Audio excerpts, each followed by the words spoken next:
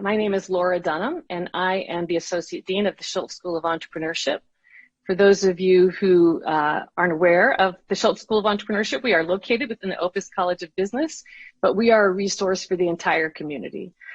So we know that all of you, no matter what your majors are, no matter where you are in your professional studies, your graduate studies or undergraduate studies, that the entrepreneurial spirit, the entrepreneurial mindset, the tools and skills of entrepreneurs are more important today than ever, and that they are in high demand, regardless of whether you start your own business or you go work for a company that's looking for people that can bring that kind of fresh thinking and innovative spirit to helping them perform better in the marketplace.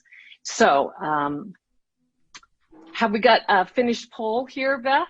There we go. I just shared it. Okay, terrific. So lots of our undergraduate students, but we also welcome all of our graduate students, alumni, faculty and staff, and members of our community. Thank you for joining us here today. We are very proud to participate in Women Entrepreneurship Week, which is a global event where universities around the world celebrate female entrepreneurs. And we want to thank our co-sponsors, Women in Business, the New CEO Club, Enactus Investment Club and Financial Management Club, the Change Making for the Common Good, and the Create Space. Before we get started, we want to hear from you. So who is a female entrepreneur, leader, or mentor that you admire and who's made an impact on your life? Please go ahead and share that in the chat. We'd love to hear from all of you. This can be someone you know or a family member. This can be someone maybe you've read about, but somebody who you think is kind of remarkable, who inspires you to think about the world a little differently, who makes you see other possibilities for how to be in the world. So please go ahead and share some names with us. And I love it. My mama. Here's a shout out to all the moms. Brene Brown, Ruth Bader Ginsburg, of course. Some names I don't know, so fantastic. But it looks like many. My grandmother, that's awesome. Many people look to women leaders for inspiration. And so we're excited to have you here today to hear from an amazing woman leader, amazing woman entrepreneur. Before we get started, why is it that we celebrate Women's Entrepreneurship Week? Why is it important to celebrate these women? Let me share a couple interesting facts with you. In 2019, American women started an average of 1,817 new businesses per day in the US alone. Women-owned businesses represent 42% of all American businesses. Nearly 13 million businesses are owned and operated and run by women. They employ 9.4 million workers and they generate revenues of $1.9 trillion. Women entrepreneurs play an incredibly important role in creating and maintaining a vibrant economy here in our country and in economies around the world. And they will be more important than ever as we get through this pandemic and rebuild our economy.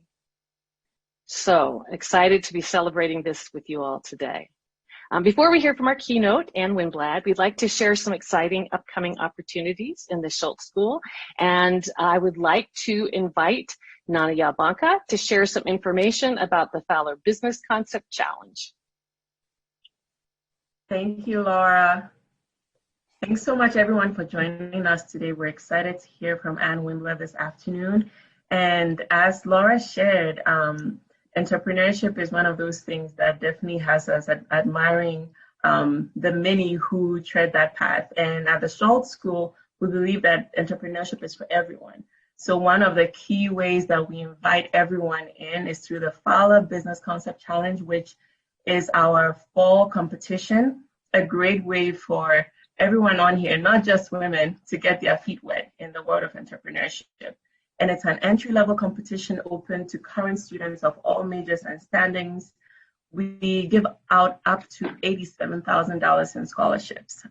That's something that is also new for this year, where every student who makes it to the semifinals and competes has the chance to win a minimum of $1,000. in scholarships, with the highest prize being $15,000.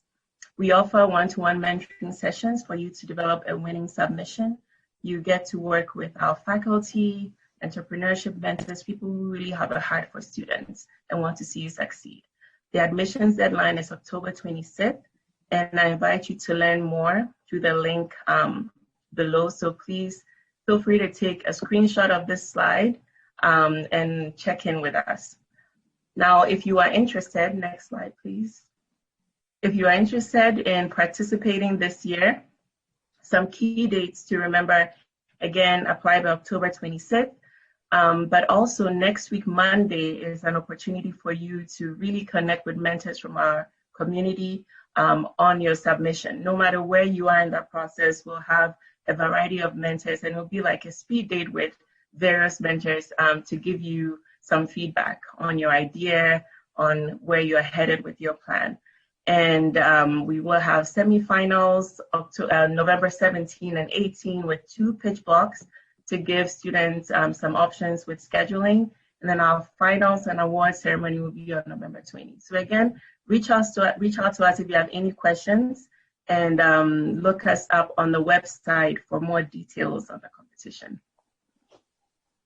And at this point, I'll hand over to Jake, who will share more about G Alpha, another opportunity for entrepreneurship at St. Thomas. Excellent. Thank you so much, Nanaya. And hello to everyone. If I haven't had the pleasure to meet you, my name is Jake Smith. I am a Tommy alum from 2018 and a Schultz School alum from 2018. And I now work for a company called Generator. And what we try and do at Generator is support communities to invest and develop their entrepreneurial best and brightest. We've partnered with the Schultz School of Entrepreneurship and are running 2 programs to help support Tommy entrepreneurs as they build and scale their startups. One of those programs is called G-Beta. G-Beta is for existing startups that are building their revenue, expanding their customer base, and are seeking investment to grow their company. And the other program is called G-Alpha that you see here on the screen. It's a free venture creation workshop.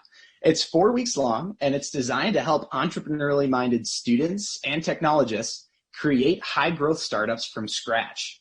G-Alpha provides product ideas, mentorship, and coaching to teams of students and technologists, and then we work with you one-on-one for that whole month to help develop an innovative and marketable product or solution. This program is upcoming this January. It coincides with the J-term schedule. Last year, we had 46 participants in our G-Alpha program who joined to create 14 different startup teams and create a prototype for each of those teams. Over the course of those 4 weeks, we're going to ideate whether you have an existing idea or if you're just curious to work on another idea and try and come up with a prototype in a short amount of time. So if you are here and you're interested in the Fowler to really conceptualize an idea or solution that's marketable, G-Alpha is a great way to continue on after you go through and compete at the Fowler. In addition, if you have an existing startup or side hustle that you've been working on, G-Alpha is a great time if you're serious about developing that idea and scaling it to really hash out the difficulties and problem-solving solutions to continue building it. So you can see that there's a QR code and that will lead you to the G-Alpha website where you can connect with me. I'd love to meet one-on-one and set up virtual calls to hear more about what your ideas are or what your existing side hustle is and see how this program is best fit to serve you in developing it. So please reach out. I'm super excited to see familiar faces here and super excited to meet all of you that I haven't had the joy to already. So please reach out. I'm excited to connect and learn more about what you'd like to build. Great. Thank you so much, Nanaya and Jake. It's awesome to hear about all the many things that are coming up that will enable our students to continue to start building their skills or to continue building their skills as entrepreneurial thinkers. So I am very excited today to introduce to you an entrepreneur whose story is inspiring, whose story is always interesting, who's not only an entrepreneur and an investor, but who is actively involved supporting entrepreneurs and engaging in our incredibly changing world. Before I get to introducing her, just want to let you know there'll be time for Q&A at the end. If you have questions, please send them via the chat box to John Keimig. That's Keimig. He's going to be our question and answer moderator at the end. He has an asterisk in front of his name, so he'll be easy to find. So go ahead and send your questions to him. And I also want to let you know that as a special surprise to celebrate Women Entrepreneurship Week, one lucky attendee will be given a gift box from Gift and Market. Gift and Market was founded by our very own female Tommy entrepreneur, Martha McCarthy Kruger, and we'll be holding the drawing at the end of today's presentation. So, Ann Winblad, co-founder and managing director of Hummer Winblad Venture Partners, a leading venture capital firm that's focused on software investing and manages over $1 billion in cumulative capital. They've launched over 100 new software companies since they opened in 1989. Anne is regularly interviewed for her wisdom on all things entrepreneurship and technology. She serves as a director for numerous startups and public companies, including Ace Metrics and Optimine. We are very lucky to call Anne a Tommy entrepreneur. She is alumna of St. Thomas, and she's currently serving on our board of trustees at the University of St. Thomas. She has an MA in education, focusing on international economics, and an honorary doctorate of law from the University of St. Thomas as well. Please join me in welcoming Ann Winblad. Thanks so much, Laura, for inviting me to speak with you today. I want to especially thank you, Laura, and Jessica and Elizabeth, and the Schultz School of Entrepreneurship for the fantastic work you do. It's great to see so many undergraduates here today, especially. For the last 30 years, and 30 years, believe me, goes by fast, I've been a venture capitalist at the firm I co-founded, Hummer Winblad Venture Partners. My job description is pretty simple. I audition the future every single day and then decide which companies to invest in and then work diligently to help those companies achieve their dreams. Today, I'm going to tell you some stories from my career path, and hopefully they'll inform and inspire you to carve out your own path as an entrepreneur. Before we get too far today, let's agree on the definition of an entrepreneur. And I'm using the definition from Investopedia, which is a great source of knowledge. Entrepreneurs, as Investopedia says, are individuals who undertake the organization of a new business and the risks and rewards that come with it. Entrepreneurs tend to be classified as those who take on high growth, high risk innovations and are not to be confused with small business owners. Small businesses are fantastic, but entrepreneurs do not look for established businesses with an established product and a customer base. The key word here is risk and rewards. Hundreds of entrepreneurs pitch to us each and every year. And I'm happy to say that even during the pandemic, we've already helped launch 4 companies this last quarter. And worldwide, about $19 billion was given to 1,100 brand new startups during a pandemic. So the world of innovation does not stop. Each company we pick, we're honored to own shares in your company and usually serve on the board of directors. And then we help you navigate the risks, challenges, and opportunities of building that company. My career success depends on me finding great entrepreneurs, especially in the software sector. We're a focus fund, and sharing in both the risks and the rewards that come with building your business. There are a lot of descriptors that apply to entrepreneurs. People use the words passionate, strong work ethic, strong people skills, determined, creative, competitive, self-starter, open-minded, confident, and disciplined. You may believe that you already possess many or all of these qualities. And stories of reward are really plentiful. In Silicon Valley, we say as the years go by, we startups and investors forget the bumpy road of a startup, and our story becomes a creation myth. The creation myth is great because they're inspirational, but it perpetuates the lore that the path from startup to greatness, well, it may take a while, is one straight line to success.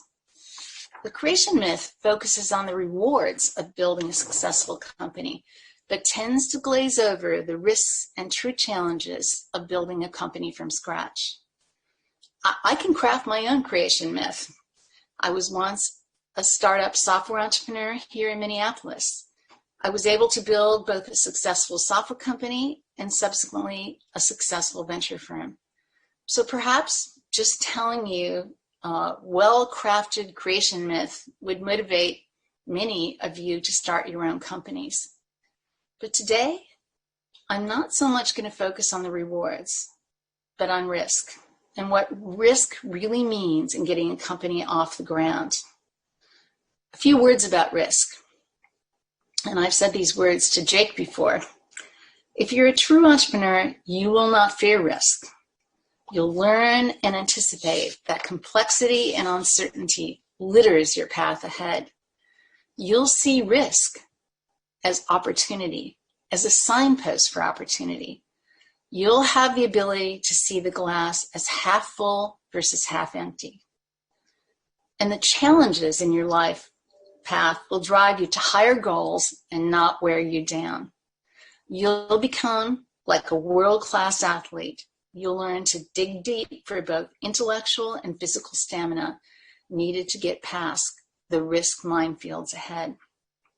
So in many respects, my job is really that of a risk reduction engineer, helping companies cross the many risk reduction milestones that loom in the journey of company building.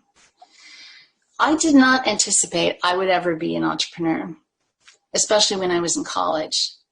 I was a math business major, but I was lucky that both at St. Kate's, where I went undergrad, and St. Thomas, where I took all my undergrad classes, started offering computer science classes, and I learned to program. I was offered incredible jobs when I graduated, none of which I was qualified for. But I was helped in what was then called affirmative action. It's now called diversity goals. Companies needed to hire more women, especially if they could find a woman with math, business, and computer science skills. So I took the most interesting of the positions offered to me at the Federal Reserve Bank of Minneapolis. This first job was really, really important because it allowed me to discover that I truly was an entrepreneur. I found in a pretty short time I didn't like a 9-to-5 culture, and then it felt like a job rather than a career path. It was safe. I got paid well, but I really sought more risk and challenge. I grew my programming, and I especially grew my people skills during this time, but in the end resigned. I convinced 3 real programmers to quit their job at the Federal Reserve Bank and join my new startup. That part seemed really easy. I did not know that I'd already crossed one important risk reduction milestone, which is the ability to attract talent, and especially excellent talent. This ability to attract other talent is more important than your own abilities, and it's something we always look for in entrepreneurs we fund. Again, I didn't really think of myself as an entrepreneur. No one used the term entrepreneur then. There were no schools of entrepreneurship. Even with my business major, all the classes I took at St. Thomas, I only had crumbs of knowledge of actually how to start a business. This was probably helpful to me because there are no playbooks for startups. There's a reason that we're called venture capitalists. If there was a playbook, we'd be just called capitalists. What you learn at university is merely a touchstone, albeit a very important one.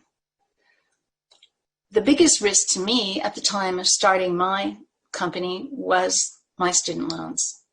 I paid off some of them while working at the Federal Reserve Bank, but that risk seemed low to me compared to the rewards that might be ahead in building a software company. I had discovered that I loved programming and I loved software, even though right then there was no software industry. My software company got off the ground with a mere $500 that I was able to borrow from my brother. But I soon found myself needing more capital, which brought me to a really challenging risk reduction point, raising capital. At the time, there was no venture capital for new companies, let alone software companies, no business plan contests to win. There were no incubators or accelerators. I had no wealthy friends or family, so my choice was limited to getting a loan from a bank. I still had my student loans, and I had no collateral, so I was not exactly the perfect candidate for a bank loan. I was fortunate, though. Again, in the Twin Cities, there's lots of opportunity, and there were 10 major banks here at the time. I honed my typed-up business plan as well as I could, and I loved talking about software and the potential of a software industry being built. As a side note, while I'm going from bank to bank in 1975, a couple other small companies are starting at exactly the same time. Those companies are called Microsoft and Apple. Describing the future of software to a banker as an almost 24-year-old with student loans and no collateral was not working. In almost no time, I had visited 8 of the 10 banks, and they had turned me down. But I discovered I was optimistic. There were still 2 banks left. So I went home and practiced crying in front of a mirror in hopes that maybe not believing in my business plan or the future of software, that one of these 2 remaining bankers would take pity on me when I burst into tears and lend me the money. And remember, one of the banks that had turned me down was the same bank that I'd been diligently paying back my student loans at. So figure that one out. So I marched into bank number 8, and just as the banker got ready to mouth the word no, I burst into tears. I walked out of the bank with a check. So it worked. As a math and business major, I never thought that elective drama class would come in handy. So everything you learn at college counts. Okay, you say. It was really risky then. It's 1975, a year you can't even conceive of. I was barely out of college, had no credentials, and I was dependent upon banks. So let's fast forward. Venture capital firms have to raise money too.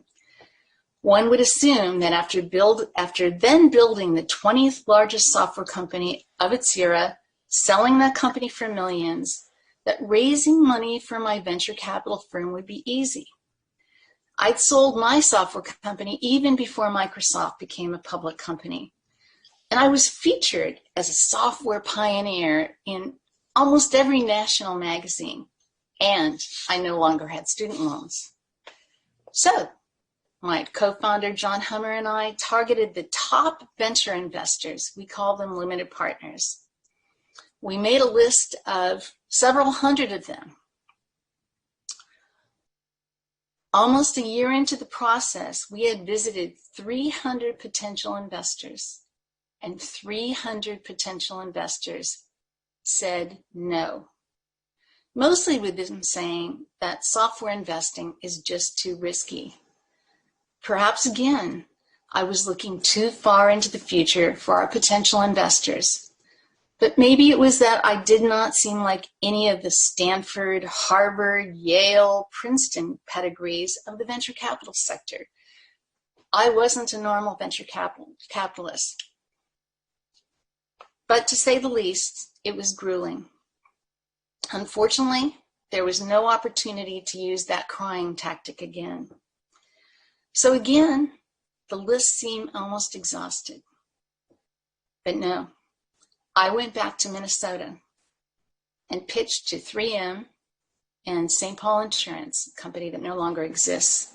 They became our first yeses, and our venture capital firm was born.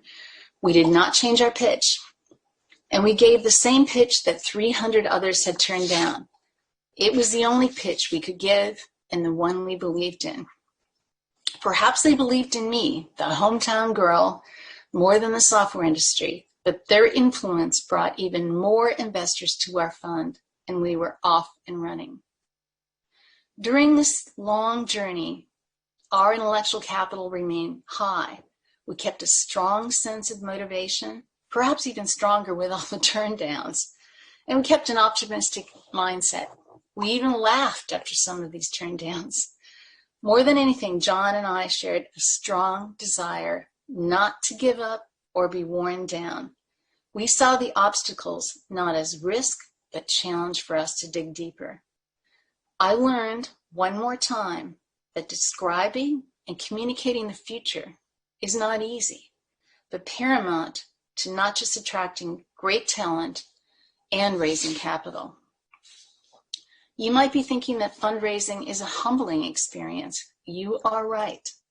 The typical entrepreneur undertakes at least a 6-month journey to find an investor and receives a ton of no's along the way. This moves us to yet another set of challenges and risks. Your willingness to trust your judgment, even as a young entrepreneur. Once you finally get the capital, you don't move on to executing your business plan. You lead and learn every single day. That's right, you actually never graduate from college. You often are told, even as a student, stay focused.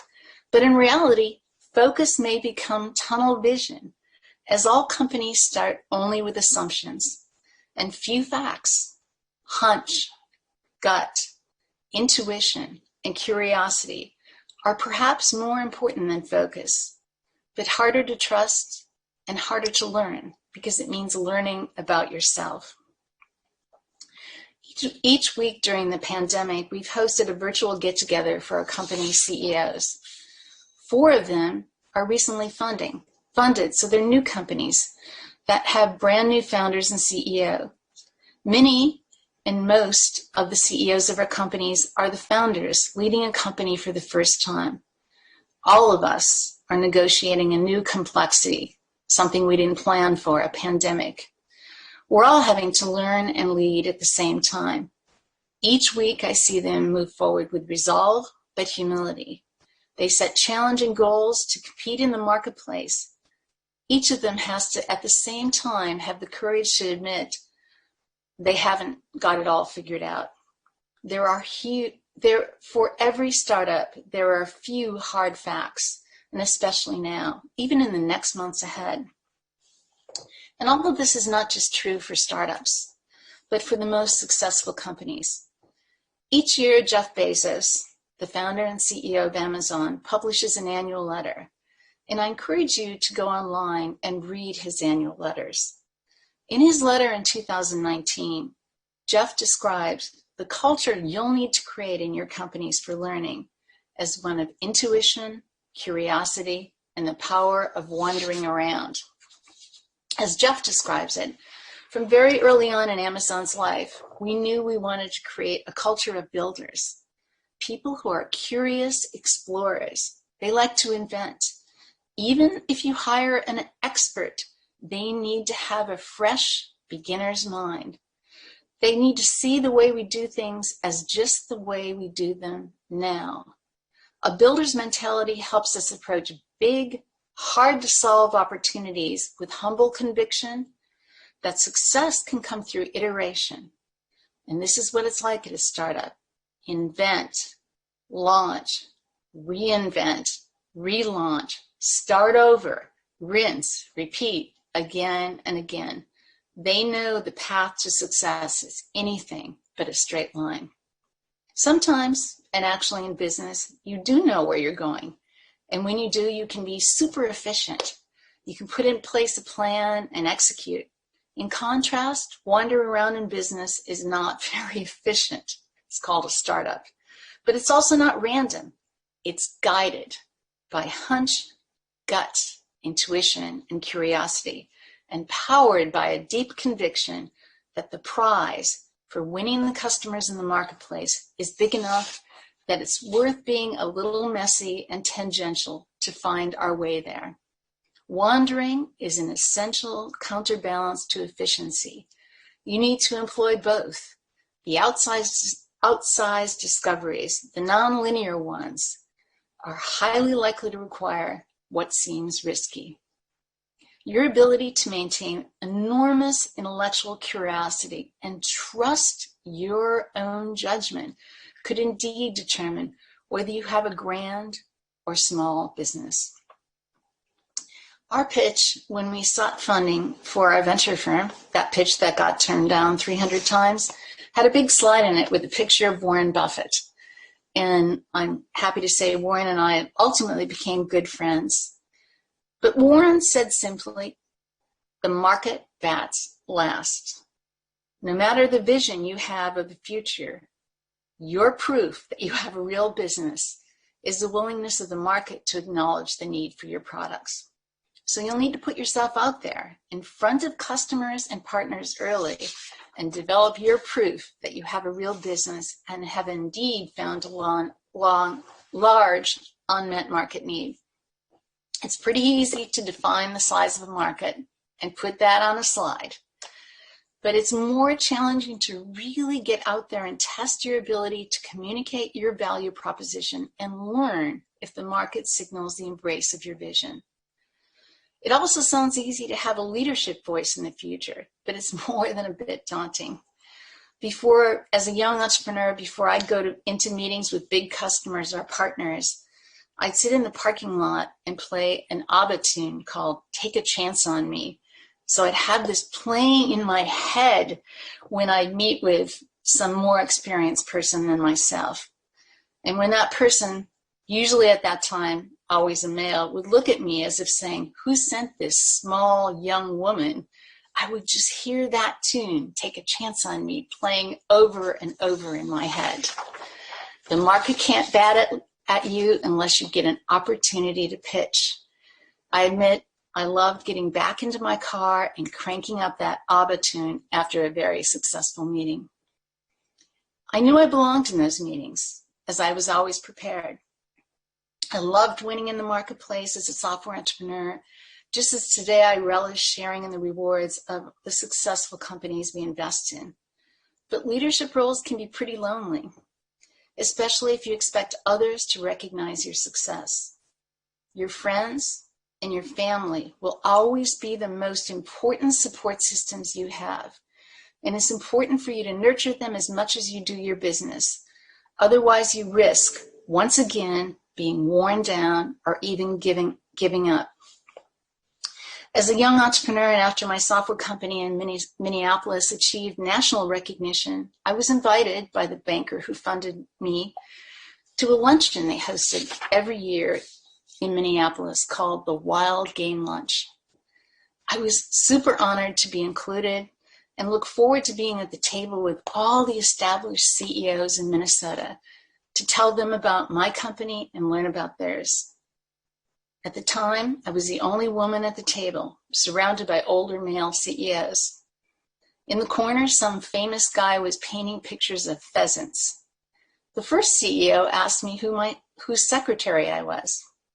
The second one asked me who my father was, and I happily told them my father was the high school basketball coach at Farmington High. After that, no one talked to me but the banker. I left a little early as I really did not need to get a pheasant painting to be recognized as an accomplished leader. So let's fast forward to today. Some of your journey will likely mirror mine. It's not easy to start and build companies. You need to make risk your friend and your motivator. Even though you will likely graduate with much more knowledge of company formation and leadership, you'll still find the path to raising capital humbling, grueling, and time-consuming. But for you, capital sources are abundant today, and the ability to find them and to find previously funded alumni to talk to is extraordinary. There is well-established angel investments as well as diverse venture capital industry. You'll have an opportunity to find exactly the right investor who to you can be your top risk reduction engineer. You'll need to be a great communicator, as describing the future is challenging especially for those who haven't seen around the same corner that you've seen. And that communication skill will be important not just to raising capital, but attracting great talent, your customers, and partners. You'll be able to look around and find many more women role models. The same Minneapolis luncheon I attended with my banker today would still be Twin Cities CEOs, but the table might look quite different, perhaps including a St. Ben's grad and Best Buy CEO Corey Berry, a University of Florida grad and St. Thomas University president Julie Sullivan, a Minnesota State Moorhead grad and CEO of Thrivent Terry Rasmussen, an Iowa State grad, Beth Ford, CEO of Land O'Lakes, and a University of Minnesota grad and CEO of Allina Health, Penny Wheeler. All amazing yet humble entrepreneurial leaders, and right around the corner from the University of St. Thomas. Who knows? They might not even be painting pheasants in the corner anymore. You'll need to maintain stamina for lifelong learning and develop extraordinary listening skills as you build your company. Your leadership role will at times feel lonely unless you cultivate and nurture your own network of friends and family. You'll more than occasionally feel like you're not quite up to the task, but always be prepared, and you're most welcome to borrow that ABBA song, Take a Chance on Me, from me. Last but not least, your role as an entrepreneur and company leader will not just be about building a high-growth, successful business. In my business class at UST, they taught us about the tone at the top, a phrase to describe a founder and CEO's commitment to being honest and ethical. This, of course, is still critically important today. But today, to build and lead a company, you'll be required to heighten your state of awareness about what's happening in the world, especially about social problems such as inequality. It's not just about winning, but about your purpose as a company, a purpose that embraces employees, communities, partners, and the environment as much as your shareholders or investors. Your voice, no matter how young and inexperienced, will need to define and communicate and believe in not just your products, but your purpose to build a company. I started my comments today by saying if you are a true entrepreneur, you'll undertake the risks and reward and the purpose that come with building a new business. You'll learn and anticipate that complexity and uncertainty will litter your path ahead. You'll see risk as a signpost for opportunity where others run from it. You'll have the ability to see every glass is half full, not half empty. And the challenges in your path will drive you to higher goals and not wear you down.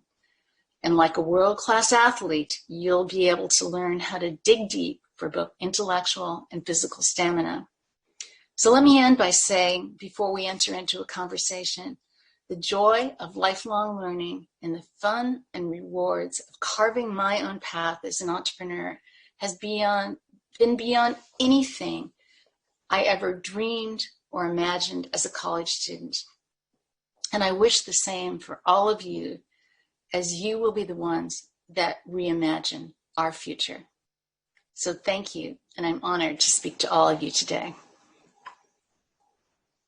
Thank you so much, Anne. That is a lot to think about, a lot of terrific food for thought. Thank you. And so we want to open it up to questions, and I would like to invite John Kymick, who is the director of our Family Business Center, to step forward to be our moderator for Q&A. Thank you, Laura. Thank you, Anne. That was great. We're going to start. I'm going to call on Amy Helgeson to unmute yourself and go ahead and ask your question to Anne. Perfect. Thank you.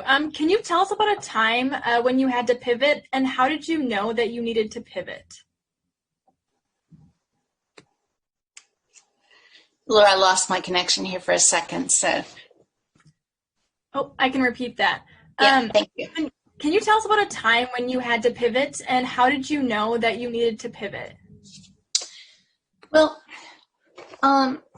I don't really like that word pivot, so it's not one in my vocabulary. It's one of those coined words that people say, let's pivot my business. if your business is large enough, really you've got a lot of real estate to operate in. So I would say that instead of pivot, when did I have to really understand that one of my assumptions was true versus false? So what I like to say to entrepreneurs is that you start with a set of assumptions. You should write them down. There's going to be less than 10 of them. Otherwise, you've got too many. Once a month, look at them. Let's say that I have an assumption about who my competitors are, and it's company A and company B. I look up at the end of the month and I say, it's not company A, it's not company B, it's company C. Then I have to say, how does that affect my strategy? If I start turning some of those assumptions into facts, I know it's company A, I know it's company B for now, and my competitive strategy is correct, I keep marching forward. So pivot suggests that you've got this tight little handle that you're pivoting. Really, you have to operate within a strategic assumption set and build your strategy around that. Hopefully, some of those assumptions turn to facts. If some of them are not facts, then you refocus your strategy. Gotcha. Thank you so much. Excellent. I've got a question to read off here. This person, Pavita Howe, is actually joining us from Rutgers University. She said she met Ann at her very first startup in San Diego many years ago. Hummer Winblad was evaluating their company. Ann, you were clearly so intelligent and knowledgeable about technology and business, but also extremely supportive and provided us with so many helpful suggestions about how to launch, market, and grow our business. I always remember how positive and kind she was and how much I learned from each meeting with her. Please pass this along. There you go. The question, you have always looked at trends and anticipated what will come next. What do you see as the hot areas in tech post-COVID-19, other than the obvious virtual work, online shopping, and food deliveries? So one thing about venture capitalists is we're not the futurists. We're the opportunists. We audition the future. You bring the future to us.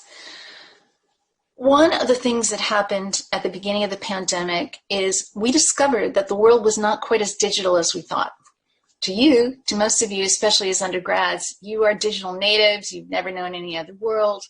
But if we look at some of the things you've even mentioned here, online grocery delivery, 5% penetration in the US alone. I guess that's changed a lot since then. Zoom was not built in anticipation of a pandemic. 10 million users in March, 300 million users today. So we really have a very, very large envelope open into what we'll call digitization of the world. What that means for you is that the world you live in and the world you love is going to be more of the world that everybody else is going to have. Almost every company was in the midst of what's called a digital transformation project, and final exams were held on that in March, at the beginning of a pandemic, and all companies discovered what they got on their final grades, and very few got A's. So we have funded companies. One of the companies we funded during the summer actually has a new platform to how you actually keep remote workers engaged and aware of how their mothership company actually operates. People never thought about that until they had to depend upon more dependence upon their remote workers versus the workers that were in corporate headquarters. So there's plenty of opportunities there. We also are seeing enormous innovation in global healthcare. Hopefully that innovation will pay off for a vaccine and therapeutics for this pandemic and future pandemics. But collaboration of scientists on all levels, whether you're a computer scientist, a medical scientist, a biotech scientist, science is moving at warp speed right now. So almost anywhere you look, at the intersection of digital innovation, scientific breakthroughs, we haven't even talked about environmental needs at this point in time. That's another, the world of energy is on fire as well with new innovations there. So the playing field is wide open for entrepreneurs right now because we've really accelerated almost 10 years forward in a 7-month period of how we're going to have to operate and the giant problems we're going to have to solve as we end this pandemic. Great, thank you. Philip Toma, if you want to unmute yourself and ask Anne your question. Hi, Philip. Hi, Anne. Thanks for coming in. So the question I had is, when a startup comes across Hummer Winblad's desk, how long do you guys research the company before making an investment? And could you talk a little about that process? Philip, that's a really great question. One of the things that we are called a focus fund, meaning we only invest in software companies, and we invest in software companies in the enterprise. So your first job of investigating your investors is to learn who might be a likely investor in your segment. If someone sends me a note or calls me up or reaches out to me and says, I am a startup in the biotech space, it would take me an enormous amount of time to research that area because I don't invest in biotech companies, but others do. So that's step number one for you. Who already knows something about your segment? Remember, every day I'm hearing at least one pitch, maybe 5 from a software company. So I'm pretty knowledgeable about what people are thinking about in the future of software. I'm not very knowledgeable in the future of consumer products or the future of biotech or the future of automotive or the future of energy. So I don't have to do a lot of studying about the sector, and you do not want to approach an investor who has to study your sector. What I have to learn about is you, Philip. I have to learn, are you an entrepreneur who can attract excellence? Are you an entrepreneur who can who's thinking big, but can operate at the detail level? I need to learn if you have the same kind of work ethic and purpose that fits our work ethic and purpose, and that you would be willing to work with one of the partners of our firm. You would work well together with our firm to build your company. But realistically, an investor should not have to study your sector. They should be very, very knowledgeable and even add value to you about what is happening at a macro level in the sector relative to your startup opportunity. Awesome. Thank you for that. All right, I've got a couple questions I'll combine here. Someone says, in your opinion, do you think raising money from a venture capital firm is more beneficial than getting a bank loan? How do you approach finding venture capital firms? And how do you find, just in general, more capital to move a product forward? Well, I think it's almost impossible to get a bank loan for a startup. You might be able to. But as you'll discover, the value in building a company is not money. It's the intellectual capital and the networks and the talent. It's really about how do you build a surround sound around you that gives you a competitive advantage. Our job as venture capitalists are to be company builders. That's what we hone our skills at. That's why we've launched almost 200 companies, had dozens of IPOs. Our most recent IPO was a 5-person startup in 5 different countries that went public at a $3 billion market cap and was acquired by Salesforce for almost $7 billion from a 5-person startup. You're not going to find that experience from a bank or from just money. However, if you cannot get venture funding or experienced angel funding and you need the money to start, that's why I went to a banker. I needed that money and there were no venture capitalists. Would I have preferred to be working with someone who could really, really help me with my business and who was looking around other corners for me while I was building my own business? Yes. I was fortunate to be able to convince one of the largest law firms in Minneapolis to do pro bono or free work for us. Michael Cerisi's firm, who's on the board of St. Thomas as well. And he was enormously helpful. He was like my venture capitalist, a really, really experienced lawyer, but he didn't know startups. He didn't really understand basing a company on assumptions versus basing a company on already established facts. So you really want to look at everything you add to your company is not just money, that it is value, that it gives you a competitive advantage, and that it challenges you and challenges you to really look at your own credibility, your own intellectual honesty, and drives you to really build the business. Great. Our next question is from Riley. Riley, if you want to go ahead and unmute yourself. Riley. Hi, so the question I have is if or when you find yourself in a position where people are like diminishing your efforts just for being a woman, what is something you do to kind of like prove them wrong or to combat that? First of all, I think you have limited energy you're going to spend on everything. So I really, at times I've been disappointed, but I don't dwell on disappointment, nor am I combative. I focus on what I'm really doing. It's a competitive world out there. And the more successful you are, you'd be surprised. The more people will try to push at you.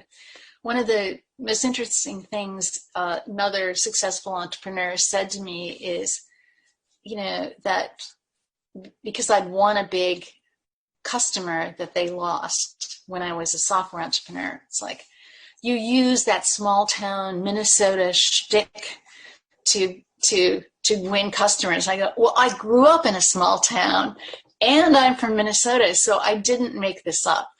And, I found it humorous. So again, I'm back to, you can start looking at the glass as half empty. You can get extremely combative. You can move it into negative energy, or you can say, hey, I know what I'm doing.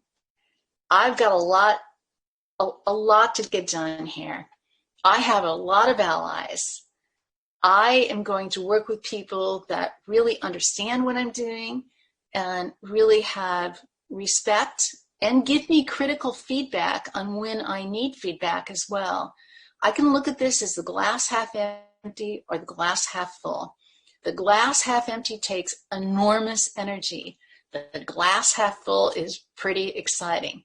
So that's why I use a lot of humor when I'm talking. But I do tell you these stories, just so you know that, whether you're a man or a woman, you're not going to be put on a pedestal. And in fact, the higher you get on that pedestal, the more people want to knock you off because you're the winner. And just focus on the glass being half full. Be a role model for others.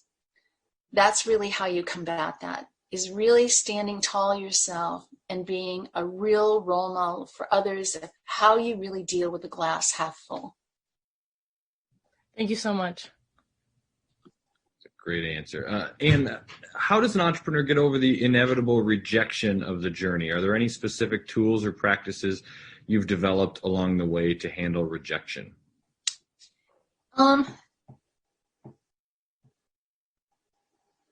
I think the first thing about rejection is to really, and in fundraising, this is really, really key, is to ask, to have the courage to ask, why did you turn me down? Do you have some critical feedback for me? Whether that's with a funder, whether that's with a customer. And sometimes you get very important critical feedback. Sometimes you get none. Sometimes people just don't like your business, or people have funded a business similar to yours that failed. So that bias has built up. They're never going to touch another one like that. We don't do consumer deals. We've done 5 of those. They all failed. Go away.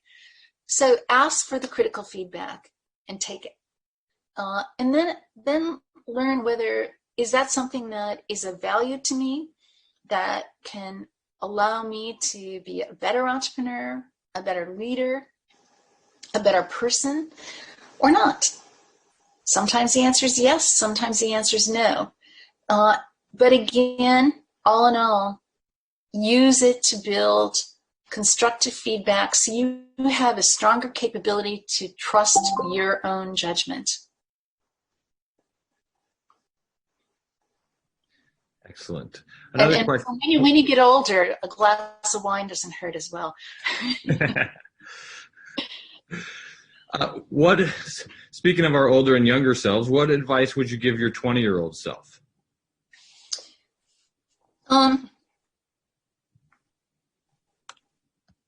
Let's see, my 20-year-old self, I was a junior in college, just starting my junior year, almost a 21-year-old self.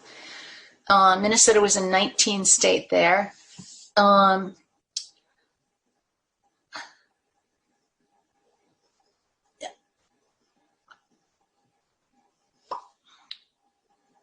needed a second job because I had a first job, and that second job turned out to be really an amazing job for me, and I learned a lot from it.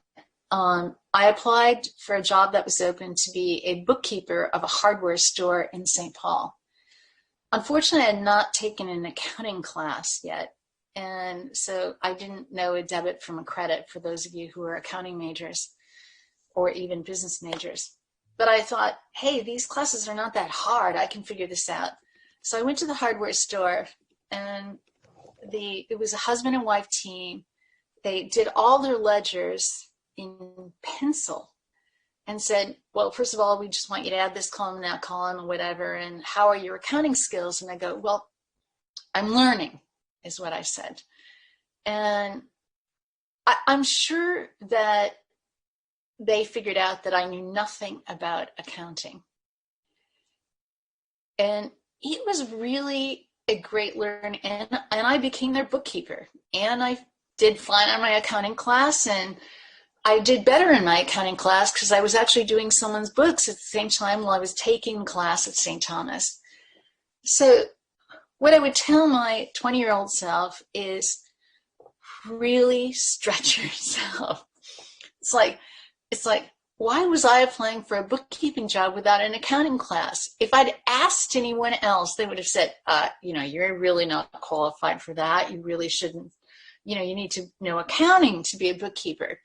So my advice to myself from just that one learning is you can learn at the same time you do something. And that husband and wife team, they thought it was great that I was willing to learn, and they felt they were participating in my accounting education by being their bookkeeper. So the advice to my 20-year-old self is there are a lot of people out there that want you to succeed, a lot. Now, I had to look in the newspaper for that job. There was no LinkedIn or job boards or whatever. So don't be afraid to reach out to anyone. Don't be afraid to tell people your aspirations. They knew I needed to make money to pay for my education, and they participated in my education, and not just by paying me, but teaching me accounting. So reach out, find a network. When you think you already have a network, reach further. When you think you have a big network, reach further. Every week pre-pandemic, I have a lunch with 5 people I've never met before. 3 of those lunches are usually really enjoyable. 2 of them are a little strange. Usually one of them I'd like to run to the door, but it's a rule I've set for myself. I have a huge network, but I always can expand my network. I can always learn more. And I can always move into sort of unknown territory. So that would be what I would tell myself is don't be afraid to expand your network. Sometimes people won't answer you if you reach out. The alumni from your universities, and I know the alumni from St. Thomas, they're enormous networks, and they're standing by, just as the husband and wife of Cliff's hardware store were standing by for me. Fantastic. Our next question comes from Ben Hogan. Ben, go ahead and unmute yourself. Hey, Anne. Hey, Ben. As you encounter roadblocks, how do you know if those roadblocks are insurmountable? For example, is optimism naive when the barriers present potentially unaffordable risk? Optimism is never naive. Hubris is, overconfidence. And that's why I always talk about being prepared, really being, a student all the time, because that will tell you whether you're just full of yourself or you're just pulling together optimism to get past it. I'll give you a good example, Ben. Let's say you have a product concept and you know exactly you think you know who your target customer is. And you call up 5 customers and say, I'd like to talk to you about this product concept and get your feedback. And you really don't get any engagement from them. It's like, okay, yeah, well, that's kind of interesting. Yeah, well, whatever. You need to stand back and think, A, am I not communicating this well? B, why weren't they enthusiastic about it if I am communicating it well? And then you ask yourself other questions. So how do you get into this sort of questioning layer by layer? Is it not a high priority? Meaning they're going to spend their money on other things. Are there competitors they're not telling me about? Do I have the wrong platform? Meaning if it's a consumer product, the wrong distribution mechanism to get to them. If it's a software company, the wrong technical platform. Start building a framework of questioning. That's where you use the optimism, not to go back out and say 5 more customers, say the same more thing. Let's get optimistic and talk to 5 more. You heard from me that we gave 300 pitches. We were the first venture capital firm to invest in software. They'd never heard anyone talk about software before. Microsoft at the time had 200 million in revenues. 200 million in revenues is nothing these days. So they thought the whole thing was small, and they were worried about one big risk. Hey, software companies are just made of people. What if they go home at night and don't come back? Well, we would laugh about that because they do come home at night and they do go back to great companies. But we had to figure out who really would either bet on us, which is what we did, or really, really understand software. And it turns out that investors in venture capital firms don't look forward, they look backwards. What areas have been successful? Venture capitalists only look forward. If you tell us an intriguing view of the future, we'll give it some real serious thought. But again, use your optimism not to just bang your head against the wall, but to really, really take your mind and again, apply that optimism to the deeper intellectual stamina you need to answer the questions about your business. Got another question from the audience here. How did you find your co-founders, and do you know of any resources where one can look for co-founders? There are not resources for co-founders. They're in your network already. So you can't place an ad and say, I want a co-founder. In fact, we've only once funded a single entrepreneur, a guy named Joe Gatto, who built a fantastic company. And we just knew people would come and work for Joe. But we've only done that once out of 200 companies. So finding a co-founder is, again, that ability to attract talent and excellence and share your ideas with someone else. How you find a co-founder is really when you're sitting around or when you're in a classroom and you hear someone talking, you go, wow, I really like the way that person thinks. That person seems like a great entrepreneur. I'd love to talk to them about my startup. Or if you're hanging out with Jake and the folks virtually around the accelerator, talk to those founders and say, how did you find your co-founders? Were you already friends? Were you colleagues? Were you in the classroom? I found my co-founders for Open Systems, my software company, at my first job. And really that first job is sometimes a first step to being an entrepreneur. It puts you into a greater set of people. It puts you into a set of people that aren't on the same experience level as you. It causes you to hone your communication and people skills, and you might find your co-founder there. I've written an article on my LinkedIn page called Don't Sweat Your First Job, which has been read by a lot of people, because that first job might not be one as an entrepreneur, but it might really open up to you the opportunities to be an entrepreneur, which it did for me. All right, our next question is from Julia. Go ahead and unmute yourself, Julia. Hi, Anne. I just wanted to say thank you so much for being here. My question is, you had mentioned that being a woman, you benefited from affirmative action, and that helped allow you to get a job, even though you didn't feel like you were a real programmer. Can you comment on how that affirmative action and DEI goals impact the workplace and what that means for entrepreneurs? Yeah, it's a challenging one. The affirmative action program in the mid-'70s in Minnesota was not that successful. Many more women took jobs like me and failed at them because they were, stuck in to make a quota. And, they didn't have the same journey as me. It's like, I really needed to learn better programming skills, which I jumped right into it. I worked with great people. And I discovered I didn't want to work there. I became an entrepreneur.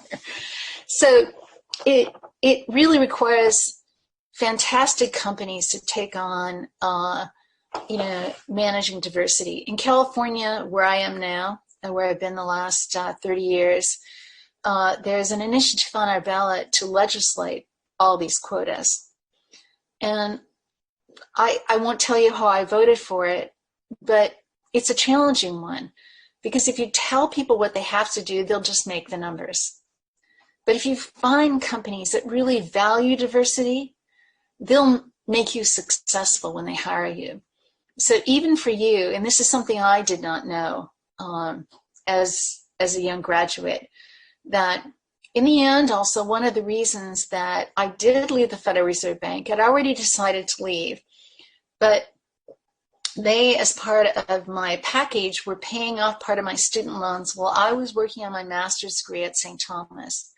And in the end, right before I resigned, a vice president called me into his office and said, "We're going to stop paying for your student loans." And I said, "Well, that's in my employment agreement." He goes, "Well, we've just discovered you'd be the only woman in the Federal Reserve Bank of Minneapolis who has a master's degree, and we don't need master's degree here." I knew right then and there that I'd made the right decision to resign. So the Federal Reserve Bank at the time, it's changed enormously, was one that was making its numbers. It was not making the diversity of their employees successful. So for you, it can be valuable if it's a company that engages in the purpose of diversity versus a company that just engages in the numbers of diversity. It's a great answer. I think something that we're all looking at these days. We've got one last question. Nanaya Banka, go ahead and unmute yourself. Thank you, John. And thank you so much. So many of the points you've made here today are so impactful, and especially the song from ABBA. I'll be keeping that in mind. My question for you is, I'm curious, how would you say your role as a woman has influenced your business journey and your entrepreneurship insight in general? When I when I started as a venture capitalist after we've funded, I didn't think about how many women were in venture capital. And once I got there, I realized, hey, there's pretty much none that were founders of venture capital firms, let alone, even if they didn't found the firm, senior partners. So again, I moved from a male-dominated tech industry to a male-dominated investment industry. And I think when you go into industries like that, where there are few women, don't want to go there. They don't want to go where, hey, there's one. There's Ann Winblad. She started her own fund. So I feel like it's taken me a lot of years to really be that role model and say, look, yeah, it's hard to build a company. It's also hard to build a venture firm. But it's a great job. It's a great career. And it's something that men and women can do equally as well. And I've done very well. So I've done a lot better than a lot of other people that are men. But it takes a long time to increase the population and diversity in these industries. And so I've really tried to take on speaking engagements at universities where people are looking ahead, speaking engagements to groups of young men and young women to show that I can stand among men and women as a leader in two industries now, the software industry as an entrepreneur and the investment industry. And over time, more and more women have come into the venture industry. We still only have about 10% of the senior partners, maybe 12 if you count a certain way, that are women, but that's better than the 0.00% when I started 3 decades ago. So it's nothing happens overnight. It takes a large amount of time. I'm really proud at St. Thomas that we have a woman president. And when I look around, as I mentioned, in the Twin Cities, where most of you are located right now, it is really exciting to see how many wonderful women from a diversity of backgrounds, schools, small towns, big cities are running these companies and have a voice that leads not just lots of people and their future, but a voice that is on the national and international stage. So when I look now, it appears that overnight things changed in Minneapolis. But it's a long road to really, really stay focused on this and to really make your mark. And for each of you, you can't expect, this is back to a question earlier where you can sort of get frustrated. But you have to say, how are we turning the glass half full? Is it gradually filling up? It's not like a giant fire hose, but is it trickling towards fuller and fuller and fuller? And so I hope that I've really done something to help make progress in both the software industry and in the venture industry for the role of women. I don't think there's any question that you have, Ann. You've been great in your industry and an awesome example for everyone on here today. I am going to say thank you to everyone for asking those questions and kick it back to Laura Dunham here. Yeah, well, thank you again, Ann. I mean, what a fantastically inspiring talk. I mean, what you're talking about are capabilities and behaviors that any of us can cultivate to be more effective and be more successful. You know, whether it's the hard work, the persistence, the refusing to take no, the taking risks, but being mindful of your assumptions, testing your assumptions, the thoughtful optimism. I have so many notes of things that you've said that I want myself to work on. And one of the things I want to point out to everybody here, every single one of us can work on these things, and they're not things that just entrepreneurs need to work on, right? I think one of the things we've discovered in the last year is that the world is full of more risk than maybe we thought, right? And can change and can become challenging. So to be able to cultivate this in yourself, to bring that entrepreneurial mindset to your life is only going to serve you very well.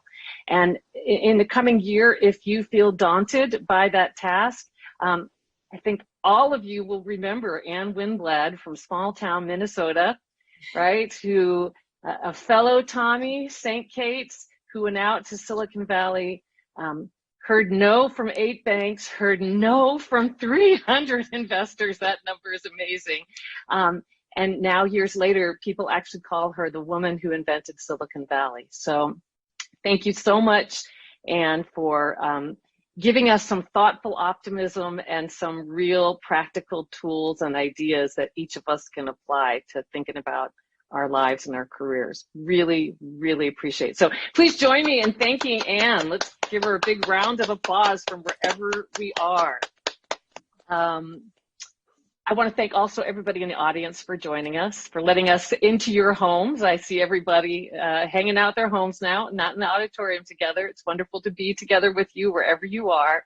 I want to thank our wonderful Schultz School team under the amazing leadership of Jessica Cooley, who is our senior director there, for helping to create this event. And I want to close it by turning it over to Jessica Cooley, who is going to run our final giveaway. All right, I'm going to do my best Wheel of Fortune here. And I am very proud to share a gift box today from Martha Kruger, who is one of our very own Tommypreneurs. And so I will say you must be present to win. So I'm going to spin the wheel and hope that our winner is with us today.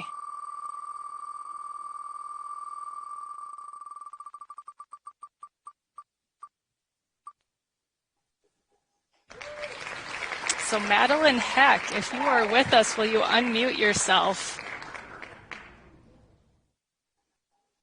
Madeline, are you there? I do think some people had to leave early to get ready for classes and that sort of thing. So let's run that wheel again. Let's find a winner. We're going to remove Madeline and we're going to try again.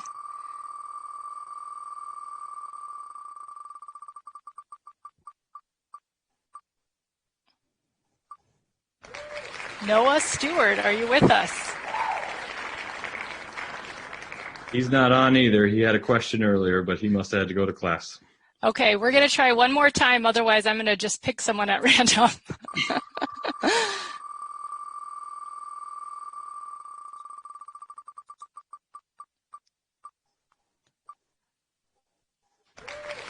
Bailey, are you with us? Bailey is not. Okay. Well, our winner today then, I'm just going to randomly look through my view, and I'm going to choose Sophie Camilli.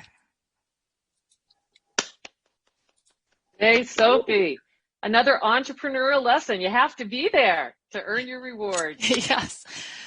So you will enjoy this wonderful gift box of goodies from our very own Martha Kruger's company, Gift and Market. So we'll be in touch to get that to you, Sophie.